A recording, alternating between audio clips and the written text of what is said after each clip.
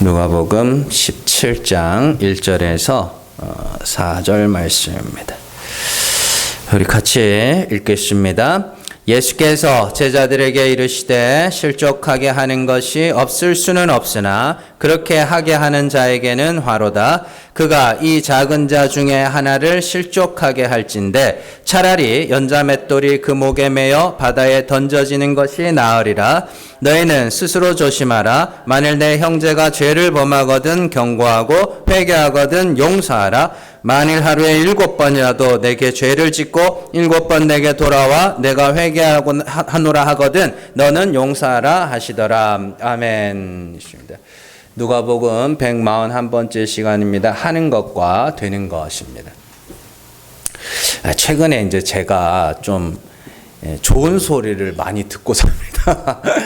무슨 좋은 소리냐면 예전에 한 30살 후반까지 많이 들었던 말이 뭐냐면 싸납다, 무섭다, 뭐 어둡다 이런 이야기였습니다. 그래서 그때는 뭐가 그렇게 불만이 많았는지 참 인상을 많이 쓰고 다녔던 것 같고 또 제가 좀 이렇게 놀랐던 게 뭐냐면 지난달에요. 지난 10월 달에 이제 저희 대학교 동기 모임이 있어가지고 거기 갔습니다. 갔더니 그 대학 동기가 진짜 뜬금없이 그렇게 이야기를 해요. 옛날부터 네가 너무 무서웠다는 거예요. 그래서 말을 못 걸겠다고 그랬었대요. 그래서 아 그랬냐. 그래서 그때 말하지 그랬어. 그러니까 그 말도 못 하겠다.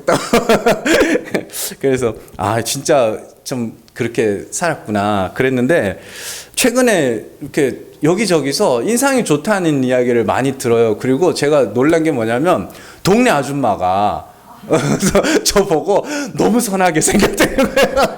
그래가지고 아 이게 기분이 좋더라고요. 그래서 전에는 그렇게 연습해도 안 되더니 이렇게 그런 이야기를 들으니까 뭔가 달라졌나 뭐 그런 생각을 이제 하게 됐어요. 그래서 근데 이제 사실 제 상황이 달라진 건 하나도 없습니다. 그냥 하는 일이 달라진 건 없고 또 뭐 수입도 달라진 것이 없으며 집안 사정도 크게 나아진 것이 없습니다. 다만 한 가지 변한 것이 있다면 그저 복음을 깨달은 것뿐입니다.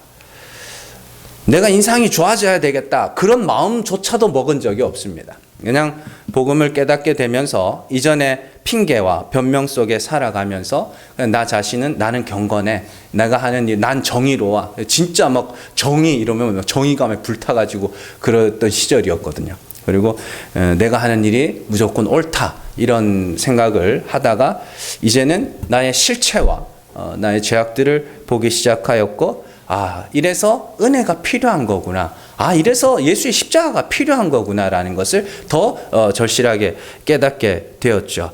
그렇게 내 속에서 그런 일들이 일어나기 시작하면서 의도되지 않은 아주 자연스럽게 이런 뭐 변화들이 좀 일어나는 것이 아닐까. 여전히 그런데 승질이 더러운 건 남아 있어가지고 집사람이 많이 고생하고 있습니다.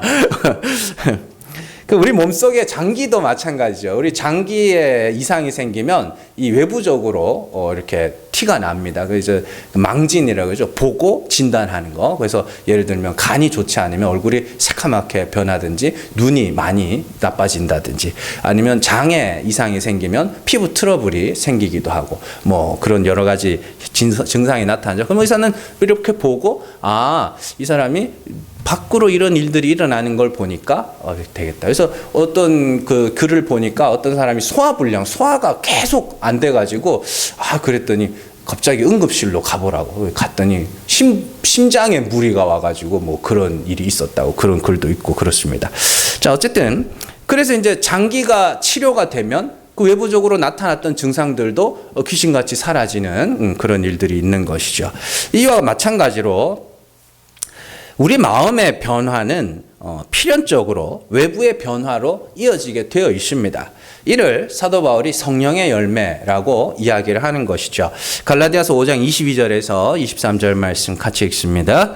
오직 성령의 열매는 사랑과 희락과 화평과 오래 참음과 자비와 양성과 충성과 온유와 절제니 이 같은 것을 금지할 법이 없느니라. 아멘이십니다. 성령이 임하고 성령으로 말미암아 죄가 드러나고 하나님의 긍휼하심을 구하며 예수 그리스도의 십자가를 의지하는 자들에게는 반드시 이런 열매들이 맺힌다라는 겁니다.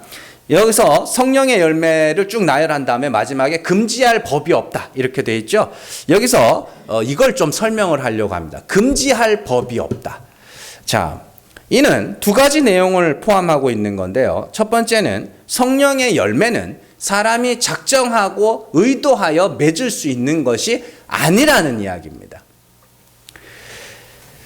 이것을 성령의 열매라고 부르는 이유는 성령을 받지 못한 자들이 사람의 힘으로 맺을 수 있는 것이 아니며 사람들에게 강요하여 그러한 열매를 맺으라 명령할 수 있는 것도 아니라는 이야기입니다. 두 번째는 이런 열매들은 성령의 인도하심을 받는 자들에게서 자연스럽게 의도되지 않게 열린다라는 겁니다. 갈라디아서에서 사도 바울의 논리에 의하면 육체의 소욕과 성령의 인도하심은 서로 다른 방향으로 사람을 끌고 가니 성도들아 너희는 성령의 인도하심을 따르라 라고 이야기합니다. 그래서 너희가 성령의 인도하심을 따르면 이러한 열매들이 생길 거야 이런 이야기입니다. 그러니까 우리가 해야 되는 게 뭐예요? 열매를 맺는 거예요? 아니라니까요. 성령의 인도하심을 따르는 거예요. 그리고 되는 게 뭐예요? 되는 건 따르면 열매가 맺힌다입니다. 그러니까 이런 것들을 여러분들이 성경을 구절을 잘 읽으셔야 되는 거예요. 그냥 목사님들이 가서 성령의 열매 9가지 열매 사랑과 희락과 화평과 자비와 충성 온유 저도 다 외워요. 근데 이걸 막 해가지고 이런 것들을 맺으세요. 그러면 맺어지냐고요 그게. 그러니까 안 된다니까요. 그게 아니라 해야 되는 게 있고 이걸 하면 자동으로 되어지는 게 있단 말이에요. 그래서 우리가 해야 하는 것은 성령의 인도하심을 따르는 것이지 내가 열매를 맺겠다는 다짐이 아닙니다. 그러면 성령의 인도하심을 따른다는 것이 뭐냐? 이것도 사도 바울이 그 위에 바로 5장 성령의 열매 바로 위에 설명을 해주고 있습니다. 갈라디아서 5장 16절에서 18절 말씀 같이 읽습니다. 내가 이르노니 너희는 성령을 따라 행하라. 그리하면 육체의 욕심을 이루지 아니하리라. 육체의 소욕은 성령을 거스르고 성령은 육체를 거스르나니 이 둘이 서로 대적함으로 너희가 원하는 것을 하지 못하게 하려 함이니라. 너희가 만일 성령의 인도하시는 바가 되면 율법 아래에 있지 아니하리라. 아멘. 없었어요? 왜 이렇게 자꾸 실수하나 모르겠네. 집에 가셔서 여기 주보에 보시면은 찾아볼 말씀 있죠? 여기 다 있습니다. 한번 찾아보세요. 주보 내빼로 놓고 가지 마시고. 자, 성령을 따라 행하라. 그죠? 그리고 성령의 인도하심과 육체의 소욕은 서로 사람을 다른 방향으로 끌고 간다. 그러면서 성령의 인도하심을 따르면 율법 아래에 있지 아니할 거다.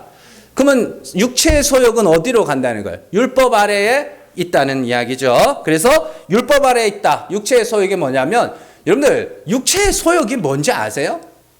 예? 육체의 소욕은 성경이 말하는 사도 바울이 말하는 육체의 소욕, 육체의 욕심이 뭐냐면 내가 의롭게 돼야지. 이게 육체의 소욕입니다. 선악과 따먹은 아담이 뭐 하겠어요? 하나님이 두루도는 불칼과 천사로 생명나무 열매를 따먹으러 가는 길을 막아 놓으면서 뭐라 그랬냐면 이가 자기 손을 들어 생명나무 열매를 따먹고 영생할까 하노라 하여 그걸 막아 놓습니다. 그렇게 되면 안 된다는 이야기예요. 그런데 모든 인간들이 그때로부터 뭐냐면 내가 의롭게 돼야지. 천국이 있다면 내가 가야지. 그죠? 뭔 말인지 아시겠어요? 아브라함 역시 뭐라 그래요? 아브라함 역시 하나님이 아들 줄게 그랬더니 내가 낳아야지. 그건 다 무시당하는 거예요. 바벨탑 마찬가지죠. 우리가 하늘에 올라 우리 이름을 내자. 그러니까 결국에 육체 욕심이라는 건 내가 의롭게 돼야지, 내가 거룩해져야지, 요 이야기입니다. 그러면 그들은 뭐냐면 율법 아래에서 내가 모든 율법의 계명을 항상 지켜 내가 의롭게 돼야지, 그걸 육체의 욕심이라고 하는 겁니다. 단순하게 돈 더 많이 갖고 싶어, 이런 그런 게 아닙니다. 그런 저급한 게 아닙니다. 진짜 무서운 거, 정말 마귀가 여러분들을 조종하는 건 뭐냐면, 난 죄가 없어, 난 의로워, 나는 거룩해, 이게 마귀가 여러분들을 조종하는 거라고요. 정신을 똑바로 차리시고 들으시고 기억을 하셔야 됩니다. 그래서 율법 아래에 있는 것이 육체의 소욕이고, 율법에 대하여 죽고 하나님의 긍휼하심을 구하는 것이 성령의 인도하심을 따르는 겁니다. 성령의 인도하심을 따르는 것은 결국 자신의 죄를 알고 그리스도와 같이 십자가에 죽고 하나님의 긍휼만을 바라는 것, 그게 성령의 인도하심을 따르는 자들입니다. 그렇게 성령의 인도하심을 따르는 자들에게 성령의 열매는 자연스럽게 맺히는 겁니다. 그러니까 우리가 힘써 해야 되는 건 성령의 인도하심을 따르는 것, 그러면 성령의 열매는 자동으로 맺히는 것, 이렇게 이해를 하셔야 됩니다. 자, 제가 지금 여러분들에게 말씀드리고자 하는 바는 뭔가를 하는 게 아니라 뭔가가 됨에 대한 이야기입니다. 오늘날 사람들은 인간의 의지에 대해서 너무 과대평가를 하고 살아갑니다. 의지만 있으면 모든 것이 다 되는 것처럼 그렇게 이야기를 합니다. 인간의 의지는 딱 30분짜리입니다. 정확합니다. 여러분들, 인간의 의지는 내가 아무리 노력해서 뭔가를 해봐야 되겠다 그래도 상황과 여건만 조금만 주어지면 30분을 못 버팁니다. 담배 끊어야지, 술 끊어야지, 담배 피는 자리, 술자리 가가지고 30분만 있으면 다 하고 있습니다. 같이. 그래서 뭔가를 끊으려면 상황을 만질지 말아야 된다고 그렇게 이야기를 하죠. 자, 마찬가지입니다. 감정적인 영역, 생각의 영역에서는 더더욱 불가능합니다. 의지를 갖고 내가 이제 사랑해야지 라고 한다고 해서 그게 되는 게 아닙니다. 기뻐해야지 라고 한다고 해서 기뻐할 수 있는 것이 아닙니다. 어느 노래 가사에 봤더니 사랑을 노력한다는 게 말이 되니, 요런 가사가 있더라고요. 사랑을 노력한다는 게 말이 되니. 여러분들, 사랑을 하기 때문에 그 사람을 위해서 노력하는 건 맞아요. 근데 사랑하는 마음이 없는데 사랑을 한번 해보도록 노력을 해볼게, 이건 안 되는 거라니까요. 예. 이처럼 성령의 열매는 내가 노력해서 맺는 것, 내가 하는 것이 아니라 성령의 인도하심을 따라갈 때 되는 것입니다. 그러니까 여러분들이 해야 하는 것과 되는 것을 잘 구분을 하셔야 된다고요. 자, 오늘 말씀을 우리가 한번 다시 살펴보겠습니다. 우리는 지금까지 회개의 5가지 비유에 대해서 살펴봤습니다. 잃은 양의 비유, 잃은 드라크마의 비유, 두 아들의 비유, 불의한 청지기의 비유, 그리고 거지와 부자와 거지 나사로의 비유, 이 5개 배웠습니다. 예수님이 이러한 회개의 비유를 말씀하신 이유는 세리와 죄인들이 예수님에게 나올 때 바리새인들이 너희 선생은 세리와 죄인들을 영접하는도다 하고 비난하는 거, 그걸 보고 누구에게? 바리새인들을 들으라고 하신 말씀입니다. 그리고 이 5가지 비유를 말씀하신 후에 예수님은 이제는 누구에게? 제자들에게 말씀을 하시는 겁니다. 예수님의 설교는 끝나지 않았어요. 아직까지 5가지 비유에서 계속 이어지고 있는 겁니다.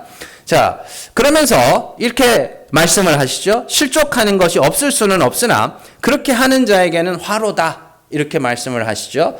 그러면 누구를 실족하게 하는 거냐? 2절 말씀 한번 보세요. 그가 이 작은 자 중에 하나를 실족하게 할진대, 이렇게 있습니다. 그럼 여기서 말한 예수님이 말씀하시는 작은 자가 누구예요? 세리와 죄인들이에요. 죄인이라 칭함받는 자들, 그들을 작은 자라고 이야기를 하고, 이들을 실족하게 하면 어떻게 해요? 연자맷돌을 목에 메어서 바다에 던져지는 것이 나으리라, 이렇게 이야기를 하죠. 자, 그러면 이렇게 됩니다. 그 소자들을 지금 실족하게 하는 자들이 누구였어요? 바리새인들이죠. 바리새인들이 실족하게, 저들 죄인들, 상종 못할 인간들, 그게 실족시키는 거예요. 단순하게 옛날에는 옛날에는 뭐 교회 오면, 교회 와가지고 기분 나쁘면 뭐 시험 들었다 그러고, 뭐 요즘에는 상처받았다 이러고, 뭐 그러는데 그런 이야기가 아닙니다. 그런 이야기가 아니고, 저 상종 못할 죄인들, 이게 그들을 실족시키는 거라고요. 그러면 예수님은 왜 제자들에게 실족에 대한 이야기를 하시는가? 이게 이제 다음 주, 다음 주 설교까지 이어지는 건데요. 왜 그랬냐면 제자들도 그렇게 생각하고 있었기 때문입니다. 제자들도 세리와 죄인들을 보면서 저 상종 못할 인간들이라고 생각하고 있었기 때문에 제자들에게 너희가 실족시키면 연자맷돌을 목에 메고 바다에 던져지는 게 나을 거야 라고 이야기를 하고, 그리고 다음 주에 우리가 배울 내용이지만 제자들이 뭐라 그러면 우리에게 믿음을 더하여 주소서, 왜 그 말을 했을 것 같아요? 에? 세리와 죄인들을 실족시키지 말라 그러니까 자기가 그걸 할 자신이 없는 거예요. 그러니까 믿음을 더 주세요 그랬더니 예수님이 뭐라고 하면 더 달라고? 너넨 지금 없는데? 이렇게 이야기를 하시는 그런 내용입니다. 이거 한번 집에 가셔서 쭉 예습을 한번 해보시는 것도 괜찮을 것 같아요. 자, 여기서 우리는 예수님이 하신 말씀을 조금 자세히 살펴볼 필요가 있습니다. 1절 말씀에서 예수님은 실족하게 하는 것이 없을 수는 없다. 그건 반드시 너희는 누군가를 실족하게 할 것이라는 이야기죠. 자, 그러나 실족하게 만드는 자들은 연자맷돌이 목에 매어 바다에 던져지는 것이 더 나을 것이다. 이렇게 이야기를 해요. 자, 예수님의 말씀이 뭔가 모순이 보이죠. 너희는 실족시킬 수밖에 없는 자들이야 라고 하면서도 한편으로는 절대로 실족시키면 안 된다. 그런 이야기를 하는 것 같잖아요. 자, 이 모순된 말씀을 먼저 우리가 해결해야 됩니다. 이 모순의 말씀을 해결하기 위해서 앞서 부자와 나사로의 비유를 다시 한번 생각해 볼 필요가 있습니다. 연자맷돌을 목에 메고 바다에 던져지는 것이 차라리 낫다라고 말씀하신 것은 실족하게 하는 자들은 그것보다 더 큰 형벌이 있다는 이야기죠. 잘 생각을 좀 잘 하셔야 되는데 이렇게 하시면 안 되는데, 자, 연자맷돌을 목에 메고 바다에 던져지는 것이 차라리 낫다라는 것은 실족하게 하는 자들은 반드시 그것보다 더 큰 형벌이 있을 거라는 거죠. 그러면 그 형벌이 뭐겠어요? 부자가 지옥에 간 거 그 이야기예요. 예. 그래서 부자가 물 한 방울만 혀에 대게 해달라고 하고 자기 형제들은 이 고통 속에 오지 않게 해달라고 부탁할 정도로 고통스러운 곳이 지옥이었습니다. 그러한 지옥의 형벌이 연자맷돌을 목에 메고 바다에 던져지는 것보다 더 큰 형벌이 되는 거죠. 이걸 다르게 말하면 이렇게 됩니다. 부자는 평생을 실족하게 하면서 살았다. 이해되세요?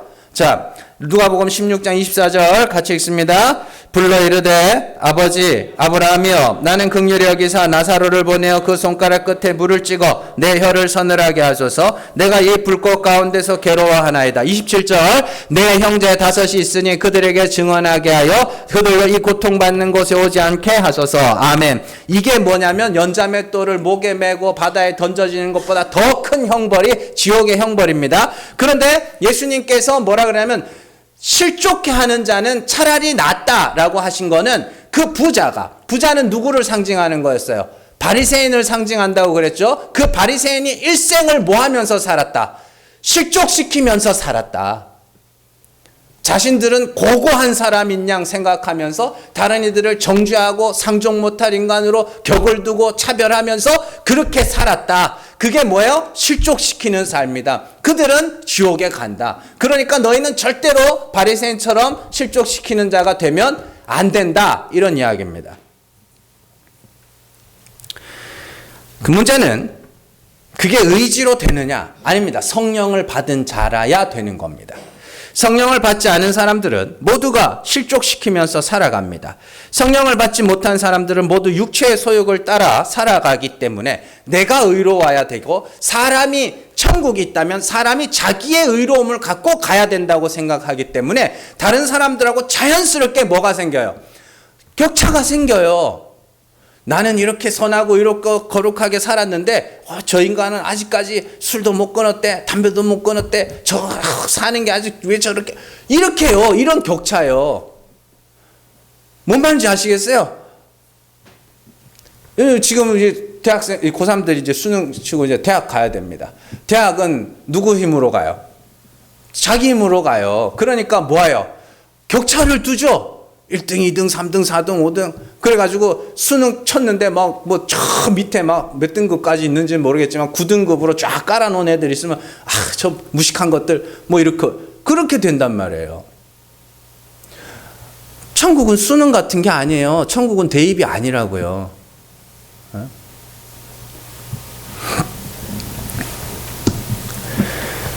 성령을 받은 자들은 반드시 자신이 죄를 알고 율법에 대하여 죽게 됩니다.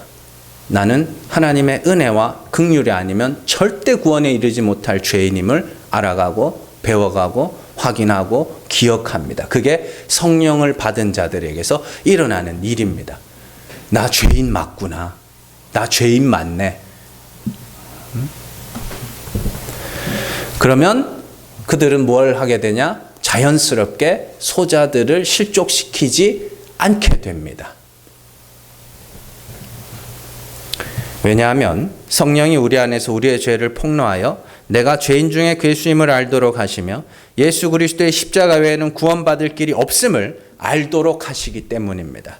내가 죄인 중에 괴수이기에 성령의 역사 아래 있는 자들은 다른 이들이 나보다 이제는 나아 보이기 시작하는 겁니다.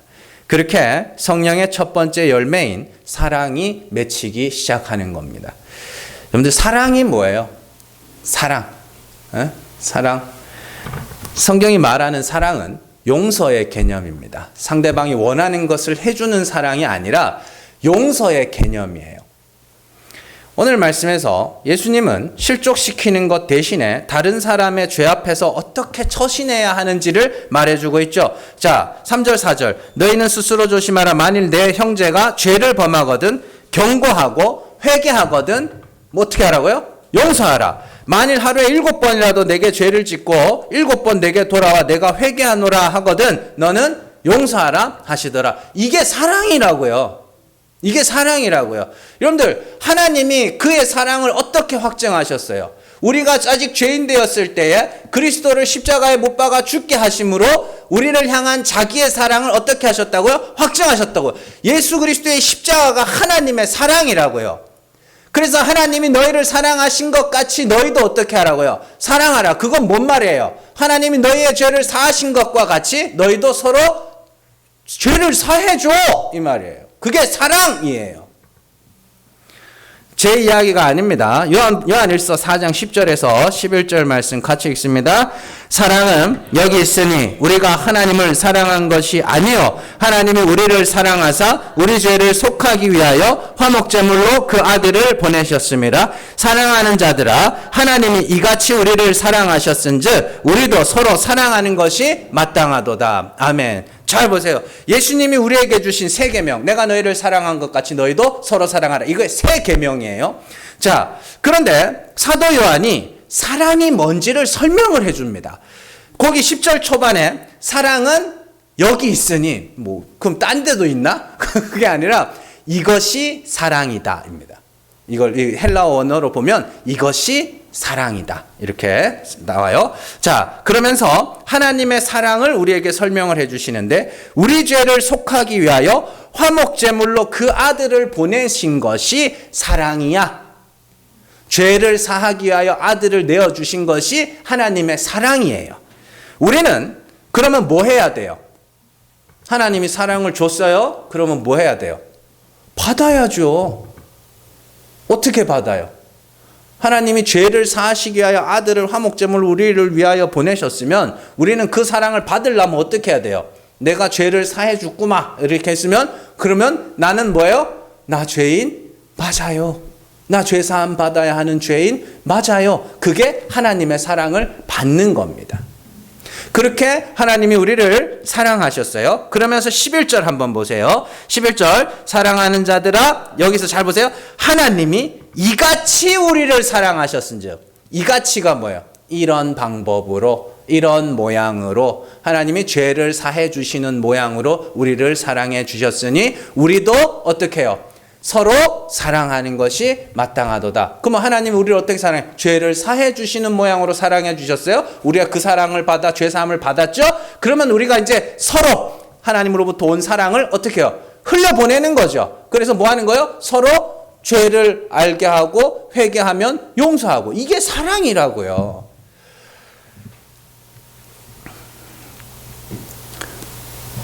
그래서 요한 1서의 말씀과 오늘 말씀을 잘 비교해 보면 서로 사랑이라는 것은 죄를 알고 회개하면 용서하는 거. 가정에서도 부부끼리 서로 사랑하세요. 그러면 막 어떻게 하면 우리 마누라 기분을 좋게 해줄까? 우리 남편 기분을 좋게 해줄까? 예, 그것도 좋아요. 그것도 좋은데 어떻게 보면 성경적인 사랑이라는 건 상대방의 과오나 실수나 잘못이나 이런 것들을 뭐 하는 거냐면 용서해 주는 겁니다. 예, 이게 진짜 중요한 겁니다. 근데 제일 안 하죠? 예? 그거 하나 물면 어떻게 해? 이건 무슨 사냥개도 아니고 놓지를 않아. 그리고 막 아주 소도 그런 소가 없어요. 소는 그래도 한 번만 되새김질하지. 얘 죽을 때까지 되새김질하죠. 모두 가가지고 막 숨 꼴깍꼴깍 넘어가는데 그때 네가 아니었으면 이러면 이제 골치 아파지는 거죠. 그러지 마시라고요. 잘못했어. 그러면 용서해 주시라고요. 다시 말 꺼내지 마시고. 알았지? 그렇습니다. 자, 그래서 이 사랑의 계명을 잘 이해하지 못해서 엉뚱한 사랑을 하는 사람들이 있습니다. 뭐 교회 안에서 주 안에서 사랑합니다 이러면서 뭐 불륜을 저지르는 사람도 있고 또 뭐 연애를 하는 사람도 있고 불필요한 신체 접촉을 하는 사람들도 있습니다. 그게 좀 되게 그렇더라고요. 주 안에서 사랑합니다. 뭐 그러면서 막 나이 많은 아저씨가 막 젊은 아가씨들 막 이렇게 손 만지고 영 그게 나는 불편하더라고요. 그건 사랑이 아니에요. 자기 욕심 채우기지. 사랑은요, 서로의 잘못을 용서해 주는 겁니다. 회개하면 용서해 주는 거. 뭐 이렇게 해가지고 뭐 상대방은 회개도 안 했는데 내가 용서해 주는 건 아니고 그거는 쇼고요. 잘못한 거를 말하고 회개하면 용서해 주는 겁니다. 요건 여러분들이 잘 아셔야 되는 거예요. 자, 서로 사랑임. 또 교회에서 그런 사람도 있죠. 예수 믿는 사람들은 다 사랑을 해야 된다는데 내가 원하는 걸 안 해준다고. 그것도 나쁜 거예요. 왜 자기 욕심을 자꾸 다른 사람들을 이용을 하려고 그래. 서로 사랑이라는 것은 서로의 죄를 용서하는 겁니다. 자기의 욕망을 추구하기 위해서 그 사랑이라는 계명을 이용하는 것이 아니라 상대방의 잘못을 회개하면 용서해 주는 것. 7번이라도 회개하면 용서해 주는 것이 서로 사랑이죠. 자, 그러면 이제 중요한 건 이런 겁니다. 그렇다면 이 사랑하라는 계명은 단순한 명령인가? 해야 되는 것인가? 그렇지 않습니다. 이건 되는 것에 가까운 거예요. 그래서 성령의 열매 처음에 나오는 사랑에 대한 계명을 지금 계속 설명을 해드리고 있는 거거든요. 그러면 어떻게 되는 거냐? 말씀드렸죠. 성령을 따라 행하여 내가 먼저 하나님의 사랑을 받아야 되는 자임을 알고 그걸 확인하고 기억함으로 말미암아 그렇게 되어가는 겁니다. 왜냐하면 우리가 서로 사랑하기 위해서는 먼저 하나님의 사랑을 받아야 하기 때문이죠. 다시고 요한일서 4장 10절 말씀. 사랑은 여기 있으니 우리가 하나님을 사랑한 것이 아니요 하나님이 우리를 사랑하사 우리 죄를 속하게 하여 화목제물로 그 아들을 보내셨습니다. 이렇게 나오죠. 여기 보시면 여러분들이 주목할 만한 말씀이 누가 먼저 사랑했는가가 중요한 것처럼 그렇게 이야기를 하고 있죠. 하나님이 먼저 사랑했다 이렇게 합니다. 여기서 먼저 사랑했다는 건 네가 하나님을 사랑하기 전에 하나님이 벌써 네를 사랑하셨다. 오케이, 그것도 좋은데 진짜 중요한 건 먼저 사랑했다는 건 주는 사랑입니다. 하나님이 사랑을 주셨고 그러면 그 다음은 우리가 뭐 하냐면 받는 거예요. 사랑을 주면 잘 받으면 주는 사람이 뭐라 그래요? 네가 나를 사랑하네? 라고 이야기를 합니다. 남자가 여자 너무 좋아가지고 참 막 며칠 일을 해가지고 돈을 모아가지고 선물을 줬어요. 선물을 주면 뭐 해야 돼? 받아야죠. 잘 고맙다고 너무 좋다고 막 고생했다고 고맙다고 이러면 이제 남자가 뭐라 그래요? 어이, 네가 나를 사랑하는구나. 근데 줬는데 이거 부담돼서 못 받겠어. 뭐 이래버리면 얘가 나를 안 사랑하네? 이렇게 되는 거예요. 우리가 하나님을 사랑하는 방법은 그거예요. 하나님이 죄를 사하시는 모양으로 우리에게 사랑을 주신 걸 잘 받고 감사하고 기뻐하면 그러면 하나님이 우리가 네가 나를 사랑하는구나 이렇게 이야기를 해요. 그러니까 뭘로 사랑하실 건데 그 하나님을. 자, 그렇게 하나님이 주신 죄사함이라는 사랑, 용서라는 사랑을 받으면 그것이 우리가 하나님을 사랑하는 것입니다. 하나님은 예수 그리스도로 말미암아 우리 죄를 속하게 하여 화목제물로 그 아들을 보내심으로 우리에게 사랑을 주셨고 우리는 죄인으로 서서 그에게 죄사함을 받으면 하나님의 사랑을 받는 것이죠. 그게 사랑이 완성이 된다라고 이야기를 하는 겁니다. 사랑의 완성. 주는 사랑이 있으면 받는 사랑이 있어야 그 사랑이 비로소 완성이 되는 것이죠. 누군가가 사랑을 주는데 그 사랑을 받지 않거나 고마워하지도 않거나 거절한다면 그 사랑은 완성되지 않는 겁니다. 그래서 우리가 예수 그리스도로 말미암아 죄사함을 받아야 하는 죄인임을 자백하면 우리가 하나님을 사랑한다라고 이야기를 하는 거예요. 자, 요한일서 1장 9절에서 10절 말씀 같이 읽습니다.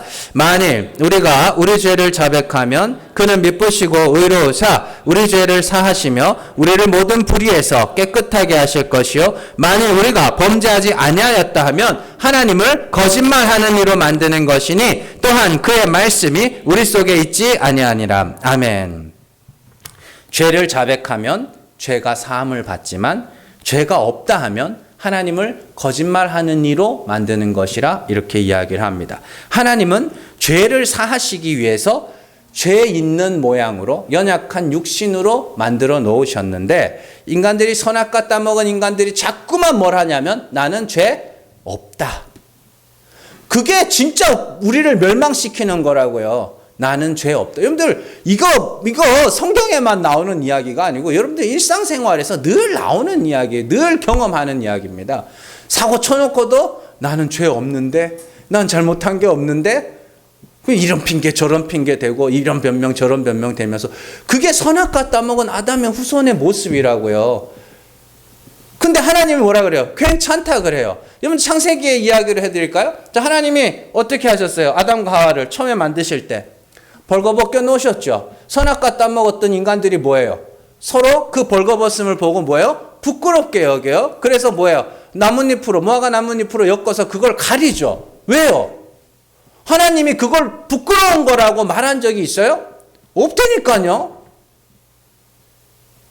자기들이 부끄럽다고 정해놓은 거죠.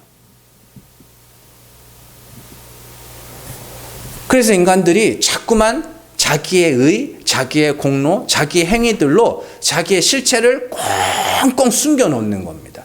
불교는 이것과 정반대입니다. 불교는 어떻게 하느냐? 불교는 모든 사람의 마음에 부처가 다 있다고 이야기를 합니다. 다만 우리의 욕심, 죄악들이 그걸 감추고 있다. 그래서 불교는 자꾸 옷을 벗자라고 이야기를 합니다.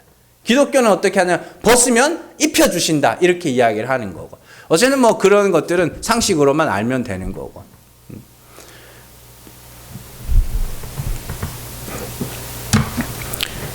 그러니까 우리가 하나님 앞에서 나 죄 있어요. 이걸 해야 되는 거예요. 나 죄 있어요. 그게 우리가 하나님의 사랑을 받는 겁니다. 그게 성령의 인도하심을 따르는 겁니다. 그렇게 성령의 인도하심을 받는 자들은 다른 이들을 실족시킬 수 없게 됩니다. 실족시키지 마세요가 아니고 실족시킬 수 없게 됩니다.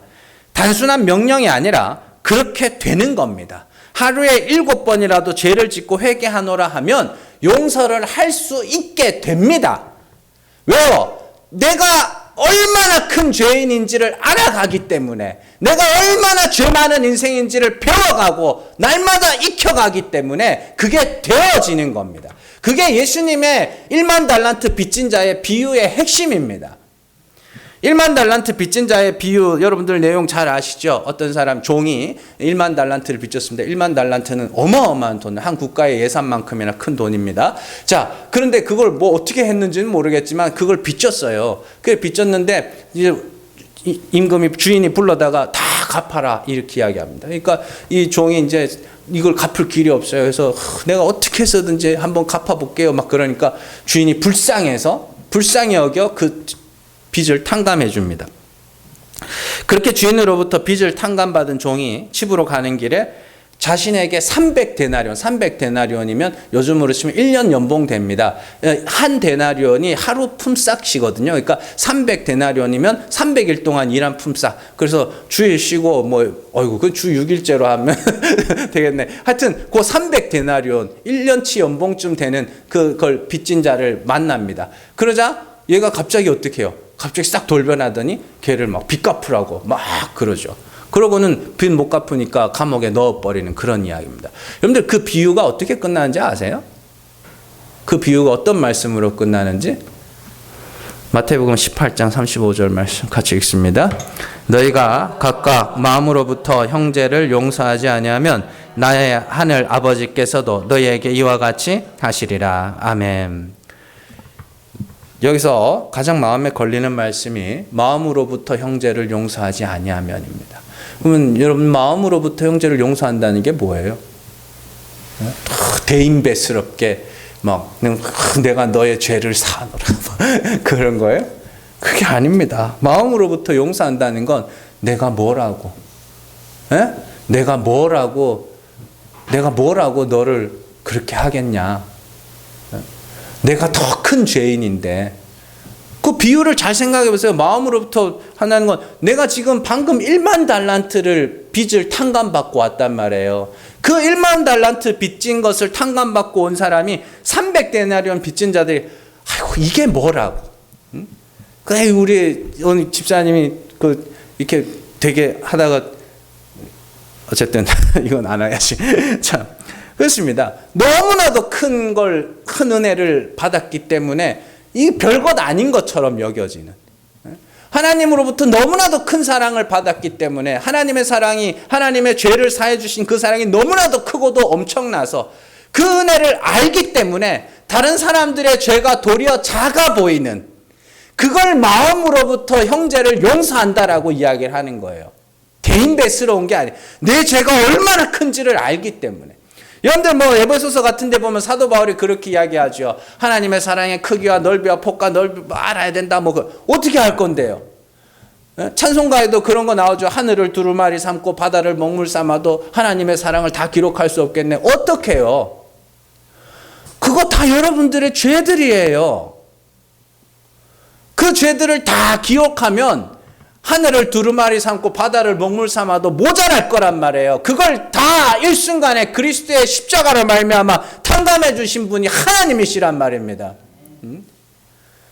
그걸 아시라고요. 그래서 율법이 거울이 되어 어떻게 해요? 나를 자꾸 비추는 거예요. 그게 성령의 인도하심이라니까요. 그래서 다른 사람들의 죄악들이 어떻게 해요? 다른 사람들의 죄악들이 작아 보이는 것, 별것 아닌 것처럼 보이는 것, 그것이 마음으로 형제를 용서하는 겁니다. 산상수훈에 보면 예수님께서 주기도문을 가르치신 후에 주기도문에서 가장 중요한 내용을 보충 설명하시는 부분에서도 용서에 대한 이야기가 나옵니다. 마태복음 6장 14절에서 15절 말씀 같이 읽습니다. 너희가 사람의 잘못을 용서하면 너희 하늘 아버지께서도 너희 잘못을 용서하시려니와 너희가 사람의 잘못을 용서하지 아니하면 너희 아버지께서도 너희 잘못을 용서하지 아니하시리라. 아멘. 이게 주기도문 바로 밑에 붙어 있는 말씀이거든요. 주기도문에서 제일 중심에 있는 게 뭐예요? 우리가 우리의 죄를 사하여 준 것 같이 우리 죄를 사하여 주옵시고, 그게 중간에 붙어 있잖아요. 주기도문을 설명하신 후에 그 구절이 가장 중요하기 때문에 예수님께서 그걸 보충 설명을 해 놓으신 것이 이 말씀입니다. 이걸 말씀을 보면서 아이고야 우리가 용서 안 하면 하나님도 용서를 안 해주신단다. 야 큰일 났다. 그렇게 듣지 마세요. 하나님께서 우리의 죄를 속하신 것을 알면, 우리의 죄가 얼마나 큰지를 알면 너희는 그렇게 될 것이다 라는 계명들입니다. 중요한 것은 우리의 죄를 사하신 하나님의 사랑이 얼마나 큰지를 아는 것입니다. 하나님의 사랑의 크기를 알기 위해서는 내 죄가 얼마나 크고 많은지를 알아야 합니다. 그래서 죄가 더한 곳에 은혜가 더욱 넘쳤다라고 이야기를 하는 겁니다. 죄를 더 지으라는 이야기가 아닙니다. 나를 들여다보라는 이야기입니다. 내 삶에 대해서 조금만 관심을 가지라는 이야기입니다. 돈이나 뭐 이런 것들뿐만이 아니라 여러분들의 관심이 어디 있는지 아세요? 대부분 다른 사람들에게 있습니다. 정치인들 보면서 손가락질하고 저거 죽여야 돼. 그 관심이 어디 있는 거예요? 그 사람에게 있는 거잖아요. 다른 상도들 보면서 저 사람은 이게 문제고 저 사람은 저게 문제고 그 관심이 어디 있는 거예요? 다른 사람에게 있는 거라고요. 그럼 여러분들의 관심은 어디에 있어야 되냐면 나에게 있어야 된다고요. 나를 보시라고요. 그래서 나는 정말 예수가 죽어야만 하는, 예수가 나를 대신하여 죽어야만 하는 그런 죄인인가를 보시라고요. 그게 성령의 인도하심을 따르는 겁니다. 그래서 그렇구나. 예수가 죽는 방법 외에는 구원받을 길이 없구나. 그래서 시편 기자가 말하듯이 우리를 속량하는 속량값이 너무나도 엄청나서 누구도 그걸 갚을 수가 없는 거구나 라는 것을 깨달아 가실 때에 자연스럽게 사랑이라는 열매가, 용서라는 열매가 하나하나 맺혀지게 되는 것이고, 그렇게 되는 겁니다. 그래서 그리스도로 말미암아 기뻐한다는 게 이런 거구나. 아싸 기분 좋아. 막 이런 게 아니라 그냥 내가 이렇게 죄가 많은데도 불구하고 하나님이 그리스도를 통해 우리의 죄를 사하여 주셨구나. 거기서 나는 은은한 기쁨이래요. 은은한 기쁨들. 그리고 화목하게 되죠. 사람들하고. 그게 사랑과 희락과 화평 아닙니까? 자비, 양선, 충성, 온유, 절제 다 마찬가지입니다. 우리가 반복해서 복음을 들어야 하는 이유 역시 마찬가지입니다. 복음을 멀리하면 멀리할수록, 또 복음이 아닌 다른 복음을 듣기 시작하면 할수록 우리는 자꾸만 육체의 소욕을 따라가기 시작할 겁니다. 그래서 자꾸만 내 안에서 정죄와 비판과 판단과 헤아림이 나타나기 시작한다면 여러분들이 내가 지금 방향이 잘못됐구나. 그리고 다시 복음을 듣고 다시 십자가를 듣고 나를 위하여 죽으신 예수 그리스도, 그 아들을 죽여서 그 사랑을 확증하신 하나님의 은혜, 그런 것들을 배워가셔야 된다고요. 그래서 성령의 인도하심을 따르는 자들은 성령의 인도하심을 따라 하나님의 사랑을 받는 자들은 마음으로부터 용서하는 자가 될 것이며, 남을 실족시키지 않는 자가 될 것이며, 누구든지 영접할 수 있고 누구와도 화목할 수 있는 자가 될 것입니다. 그래서 정말로 여러분들의 삶에 내가 의도하지 않고 내가 억지로 막 작정하여 만드는 그런 사랑이 아니라, 내가 하나님으로부터, 하나님 앞에서 내가 어떠한 자인지를 알면서부터 오는 그런 진정한 사랑과 용서의 열매가 맺히기를 주님의 이름으로 축원합니다. 기도하겠습니다.